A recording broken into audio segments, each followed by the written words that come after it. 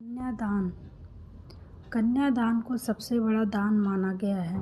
यह दान है उन संस्कारों का जिसकी ज्योति से वह कन्या किसी और के घर को रोशन करती है।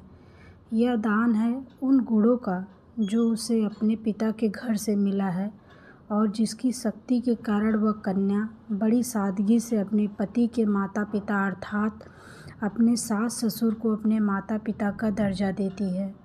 यह दान है उस निष्ठा का, यह दान है उस विश्वास का जो कन्या को इतनी शक्ति देता है कि वह अपना घर आंगन छोड़कर अपने पति के घर को अपनाती है। यह दान है उस स्नेह का जिसके धागे में वह अपने नए परिवार को पिरोती है, उसे पल्लवित करती है। और यह प्रतीक है माता पिता के उस बलिदान का जिसके कारण वह अपनी पुत्री को अपने पति के घर विदा करते हैं।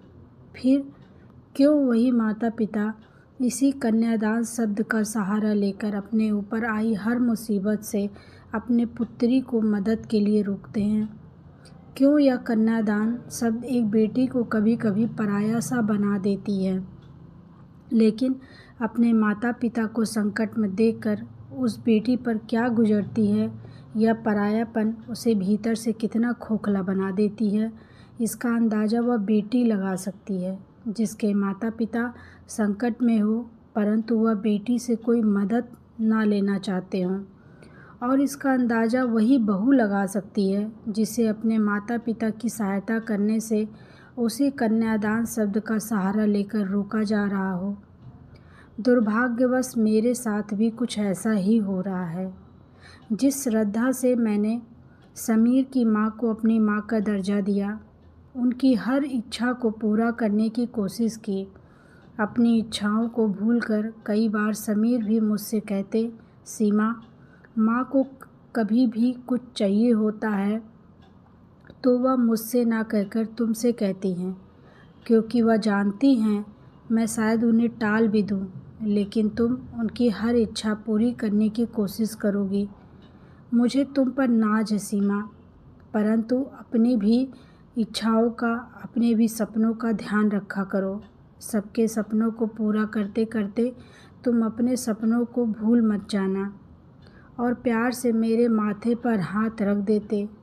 मैं कुछ कह नहीं पाती, मेरी आंखें भर जाती हैं। जानती थी कि समीर मेरी सबसे ज़्यादा फिक्र करते हैं और यही मेरी सबसे बड़ी पूंजी थी।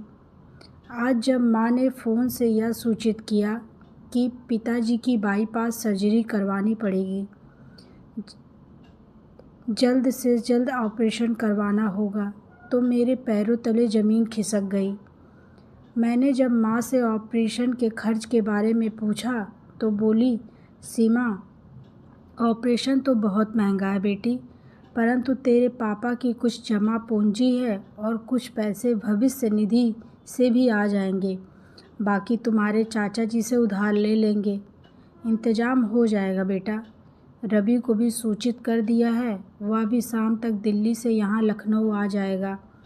तुम चिंता मत करो, बस हो सके तो पापा के ऑपरेशन के वक्त यहाँ रहना, तुम्हारे पापा को अच्छा लगेगा। जब वो अपने दोनों बच्चों को अपनी आँखों के सामने देखेंगे तो उन्हें बहुत सुकून मिलेगा और हिम्मत भी बंधेगी। बड़ी बहन को देखकर रवि को भी हिम्मत मिलेगी इस बुरे दौर से उबरने की। कितने दिनों से तुम लखनऊ आई भी नहीं हो। और हाँ, एक बात और, दामाद जी से ये बिल्कुल भी मत कहना कि हमने पैसे तुम्हारे चाचा चाची जी से उधार लिए हैं।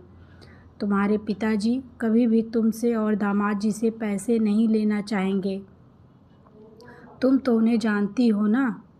बस बेटी, जल्द से जल्द लखनऊ आने की कोशिश करना। मैं माँ से कुछ कह नहीं पाई। दुख, चिंता और इस परायेपन की तकलीफ़ ने मुझे खोखला सा बना दिया था। दिल तो कह रहा था कि तुरंत समीर से कहे कि वह 10 लाख रुपए पापा के अकाउंट में ट्रांसफ़र कर दे, पर जाने क्यों वह रुक गई। वह जानती थी कि समीर के पैसे उसी के पैसे हैं और समीर कभी मना नहीं करेंगे, परंतु फिर भी कदम क्यों रुक गए। समीर ने यह पैसे फ्लैट बुक करने के लिए जमा किए थे। उनका सपना है कि हमारा अपना घर हो और अपने नन्हे मेहमान का आगमन अपने घर में हो। माँ जी ने सभी को अपने नए घर के बारे में बता रखा है और उस पर से माँ समीर से कुछ भी आर्थिक मदद नहीं लेना चाहती हैं, परंतु मैं तो बस अपने पापा की जान बचाना चाहती हूँ और मैं यह कतई नहीं चाहती कि पापा मेरे होते हुए अपने छोटे भाई से मदद लें। चाची हर बार माँ को कितना सुनाती हैं, ऐसे में फिर उनके सामने हाथ फैलाना उचित नहीं है। आखिर बेटी होने के नाते क्या अपने माता पिता के आत्मसम्मान की रक्षा करना मेरी जिम्मेदारी नहीं? एक पत्नी और बहू होने का मैंने फ़र्ज निभाया है, तो एक बेटी होने के नाते अपने फ़र्ज से क्यों पीछे भाग रही हूँ? ऐसे कई प्रश्न मेरे दिमाग में आ रहे थे और मुझे कुछ नहीं सूझ रहा था। फिर मैंने माँ जी से इस बारे में बात करने की सोची। आखिर समीर के पैसों पर जितना मेरा हक था उतना माँ जी का भी था। उनका जवाब उम्मीद के विपरीत मिला। माँ जी ने मुझसे कहा, देखो बहू, तुम्हारी चिंता अपनी जगह सही है, परंतु यदि उन्हें पैसों की ज़रूरत होगी तो वो खुद समीर से मांग लेंगे। तुम्हारी माँ ने तो तुमसे कोई मदद नहीं मांगी और वैसे भी ये रुपए समीर ने कितने सालों से जमा किए हैं। तुम्हें तो पता है कि कब से वो एक घर लेने की सोच रहा है और सबसे बड़ी बात कि अब तुम हमारे घर की बहू हो। अच्छा होगा कि तुम अपने मायके के घर के मामलों में दूर ही रहो। हाँ, यदि तुम लखनऊ जाना चाहती हो तो जा सकती हो, वो बात और है। तुम्हारे छोटे भाई को भी अपनी जिम्मेदारी समझनी चाहिए। मुझे लगा कि मैं वहीं जड़वंत खड़ी रहूं, मानो मैं अब और कुछ सुनने समझने की स्थिति में नहीं थी। मैंने कभी माँ जी से कुछ नहीं मांगा था। मेरी आंखों से आंसू अविरल बहे जा रहे थे। मेरा छोटा भाई रवि बैंकिंग की परीक्षाओं की तैयारी करने दिल्ली गया था। उसने कई परीक्षा दी भी थी और कई के रिज़ल्ट आने ही वाले थे। शुरू से ही वह एक होनहार छात्र था, परंतु उसे अभी तक सफलता हाथ नहीं लगी थी। मैं माँ जी से क्या कहती, या उनकी कही बातों की पीड़ा से मैं इतनी आहत थी कि मैंने चुप रहना ही उचित समझा। हिम्मत करके समीर से मैं फ़ोन पर बस इतना ही कह पाई कि वह मेरे जाने का रिजर्वेशन जल्द से जल्द तत्काल में करवा दे। शाम को जब समीर घर आए तो उन्होंने मुझे उदास पाया तो कहा, सीमा, पापा जी जल्द ही ठीक हो जाएंगे, तुम चिंता मत करो। मेरी तुम्हारी मम्मी और रवि से बात हुई है। मैंने ऑपरेशन के खर्च के बारे में भी पूछा था, पर उन्होंने कहा कि उसकी कोई समस्या नहीं है। फिर भी हो सकता है कि वो हमें बताना नहीं चाहती हों या हमसे आर्थिक मदद नहीं लेना चाहती हों, परंतु तुम चेक बुक साथ लेकर जाना। हमारे पास फ्लैट के लिए जो भी रुपए जमा है, तुम्हें जितना भी निकालना है निकाल लेना। तुम बड़ी बेटी हो और हमारी जिम्मेदारी उनके प्रति भी उतनी है जितनी माँ के प्रति। ठीक है ना? तुम जाने की तैयारी करो और फ्लैट की चिंता बिल्कुल मत करना, हम बाद में फ़्लैट ले लेंगे। सीमा, पता नहीं ऑफिस से मुझे छुट्टी मिले या नहीं, लेकिन तुम वहाँ सब संभाल लेना। मैं भी आने की कोशिश करूँगा। समीर, तुम कितने निश्चल हो, कितने अच्छे इंसान हो। यह कहते हुए मेरा दिल भर आया। तभी माँ जी के कमरे से ज़ोर से चीखी सुनाई दी। हम दोनों भागकर उनके कमरे में गए तो देखा वह नीचे ज़मीन पर सीने के दर्द से छटपटा रही थी। समीर ने तुरंत एम्बुलेंस बुलवाया। माँ जी को हार्ट अटैक आया था और शरीर का आधा भाग लकवाग्रस्त हो गया था, परंतु समय पर इलाज और अच्छे डॉक्टरों की टीम ने उनकी जान बचा ली। 3 दिन आईसीयू में रहने के बाद माँ जी हमसे बात कर सकीं। उन्होंने सर्वप्रथम मेरे पिताजी के बारे में पूछा। माँ जी, पापा का कल ही ऑपरेशन हुआ है, वो अब बिल्कुल ठीक हैं, आप चिंता मत करिए, आपको आराम की ज़रूरत है। माँ जी की आंखों से आंसू बहने लगे। उन्होंने मुझे पास बुलाया और मेरा हाथ अपने हाथों में लेकर कहा, मुझे माफ़ कर देना बेटी, मेरी वजह से तू अपने पिताजी के ऑपरेशन में नहीं जा पाई।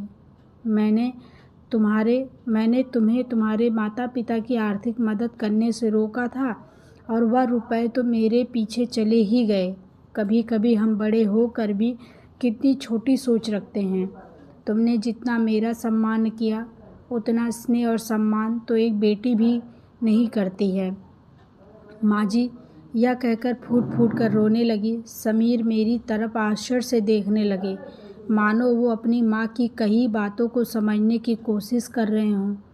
मैंने मुस्कुराकर माँ जी से कहा, माँ जी, अब आप ये सब भूल जाइए। चलिए मैं आपको एक खुशखबरी सुनाती हूँ। रवि का सरकारी बैंक में अफसर पद पर चयन हो गया है। माँ और पापा बहुत खुश हैं और मैंने पापा से बात कर ली है। हम पापा के अकाउंट में कुछ रुपए भेज रहे हैं। माँ तो हमसे मदद लेने के बिल्कुल खिलाफ थी। बार बार यही कह रही थी कि हम कन्यादान कर चुके हैं। बेटी दामाद से मदद लेना ठीक नहीं लगता। लेकिन जब समीर ने उनसे कहा, कन्यादान करके आपने ऐसे संस्कारों और गुणों का मेरे घर दान किया है जिससे मेरे घर का वातावरण और मेरा जीवन धन्य हो गया है। अब हमें पराया ना समझे। सीमा का क्या आप पर और पापा पर कोई हक नहीं है? क्या दामाद होने के नाते मेरा कोई दायित्व तो नहीं है? आप लोगों का आशीर्वाद रहा तो पैसे मैं फिर कमा लूँगा, और उन रुपयों का क्या मोल जो अपनों के काम ना आ सके। माँ जी ने समीर की तरफ देखा और कहा, माँ की गलती को बेटे ने सुधार लिया। एक माँ के लिए इससे बड़ी गर्व की बात और क्या हो सकती है। हम माँ जी को घर ले आए। उनके इलाज में भी काफ़ी पैसे लग गए थे। कुछ रुपए हमने पापा के अकाउंट में भी ट्रांसफ़र कर दिए। रवि ट्रेनिंग के लिए दिल्ली चला गया। माँ को अब चाचा जी से रुपए उधार लेने की ज़रूरत नहीं पड़ी। रवि की सफलता की खुशी ने पापा को ठीक होने में दवाइयों से ज़्यादा मदद की। दामाद के अपनत्व ने उन्हें गौरवान्वित कर दिया। वह खुशी से फूले नहीं समा रहे थे। वह हर रोज़ उनसे फ़ोन पर बात करती। माँ जी की तबीयत की वजह से मैं लखनऊ तो नहीं जा पाई, परंतु समीर और मैं प्रतिदिन 3-4 बार ज़रूर पापा से बात करते। कुछ दिनों बाद समीर ने मुझसे पूछा, सीमा, माँ उस दिन हॉस्पिटल में क्या कह रही थी? तुम्हें समझ में नहीं आया? मुझे समझ में नहीं आया। क्या उन्होंने तुम्हें पापा जी को पैसे ट्रांसफ़र करने से रोका था? मैंने हंसते हुए समीर से कहा, तुम्हें इतना परेशान होने की कोई ज़रूरत नहीं है। यह सास बहू के बीच का मामला है। तुम तो बस अब मेरे लखनऊ जाने का रिजर्वेशन करा दो। माँ जी भी अब ठीक हो गई हैं और ऑपरेशन के बाद मैं पापा से मिली भी नहीं हूँ। इस पर समीर ने झट से कहा, अच्छा तो तुम अकेले अकेले लखनऊ जाना चाहती हो? आखिर मुझे भी मेरे ससुराल जाने का मौका दो। सरिता मौसी माँ से मिलने यहाँ आने वाली हैं। माँ ने कहा है कि मैं भी तुम्हारे साथ लखनऊ जाऊँ। माँ के पास सरिता मौसी तो रहेंगी ही। मैं और समीर एक दूसरे को देखकर मुस्कुरा रहे थे। कहानी अच्छी लगी हो तो लाइक और सब्सक्राइब करना ना भूलें। Thank you.